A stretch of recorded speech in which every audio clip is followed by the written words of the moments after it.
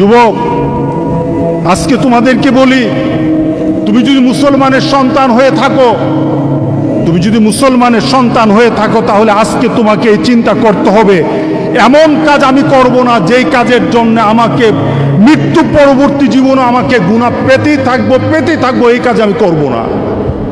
এটা মুসলমান, এটা হলো মুহাম্মদ সাল্লাল্লাহু আলাইহি সাল্লামের কলিজার টুকরা উম্মত, এটা হলো উম্মতের পরিচয়। আজকে আপনি আশ্চর্য হবেন, গোটা পৃথিবীতে এখন নেট ব্যতীত মানুষ থাকতে পারে না। আজকে যুবকগুলি এগুলি ছাড়া থাকতে পারে না। আজকে যুবকগুলি নিজেকে বিভিন্নভাবে সমাজের মধ্যে পরিচয় তুলে ধরছে, তারা মুসলমানের সন্তান, এই পরিচয় আজকে সমাজের মধ্যে হচ্ছে না।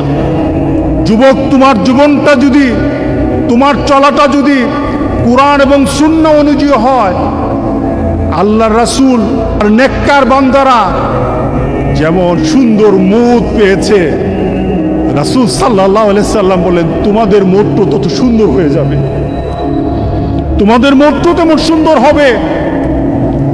রাসূল সাল্লাল্লাহু আলাইহি সাল্লাম বলতেছেন তুমি দুনিয়াতে যেভাবে চলবা মৌতও তেমন হবে। কোনো ধরনের খারাপই যদি তোমার মধ্যে থাকে, তুমি যদি খারাপ নীতিতে চলো, তুমি খারাপ দৃশ্য নিয়ে চলো, তোমার হাতে খারাপ থাকে, তোমার ঘুমের সময় খারাপ জিনিস তোমার সাথে থাকে, তুমি তোমার বন্ধু বান্ধবের সাথে যখন আড্ডা দাও তখন তুমি খারাপ কোনো দৃশ্য নিয়ে তুমি কথা বলো, তুমি তোমার বন্ধু বান্ধবের সাথে যখন কথা বলো তোমার ভিতরে খারাপ চিন্তা থাকে, তোমার মতটাও তেমন খারাপই মত হবে। কে বলেছেন? মুহাম্মদুর রাসূলুল্লাহ। বিশ্বাস হয় না? মুহাম্মদ সাল্লাল্লাহু আলাইহি সাল্লাম বলে গেছেন তোমার মতটা তেমন হবে। শুধু তাই নয়, কামা তামুতুন্না তুবাসুন, যেমন তোমার মত হবে তেমনই ভাবে তোমাকে আখিরাতে উঠানো হবে।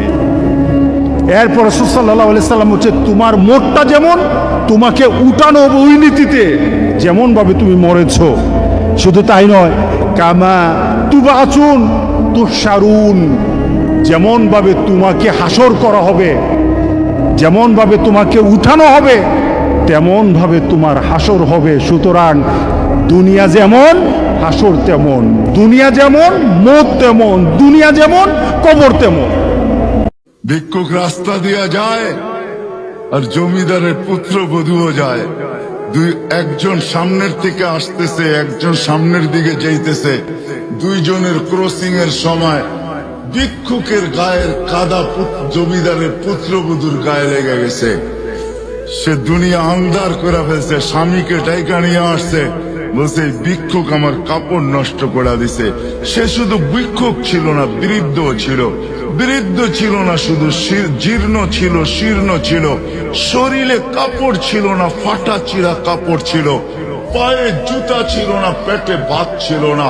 জমিদারের পুত্র সইতে পারে নাই, যৌবনী শক্তি সয় কি কইরা তার স্ত্রীর গায়ে ভিক্ষুকের কাদা, বস সমগ্র শক্তিকে হাতে একত্র করে বৃদ্ধের গালে বসায়। বৃদ্ধ কিচ্ছু বলে নাই, শুধু উপরের দিকে তাকায় দুই তিনটা শব্দ উচ্চারণ করছেন। শব্দগুলা হলো ইয়া মান লা তারাহুল উয়ুন, ও আল্লাহ চোখে দেখা যায় না, ও তারা কুল্লা শাই, তুই সব দেখিস, ফারা তারা মা বি, তুই কি দেখিস না আমার সাথে কি ঘটতেছে, এটা কি দেখিস না? বলতে দেরি যুবক, মরতে দেরি হয় নাই। জমিদার চলে আসছে, প্রতিশোধ নিবে। বৃদ্ধের একদিকে মুস্কি হাসি, একদিকে বলতেছে প্রেমের খেলা এমনই হয়। জিজ্ঞাসা করছে কিসের প্রেমের খেলা রে? বলছে ওর প্রেমিকার গায়ে আমার কাদা লাগছে, পায়ের কাদা লাগছে, ও সইতে পারে নাই, যৌবনী শক্তি দিয়ে আমার বৃদ্ধ গালে বসায় দিছে। আমাকেও একজন ভালোবাসে, সেও সইতে পারে না, ও তো থাপ্পড় দিয়া খেলতো, সে জান নিয়ে নিছে, জান।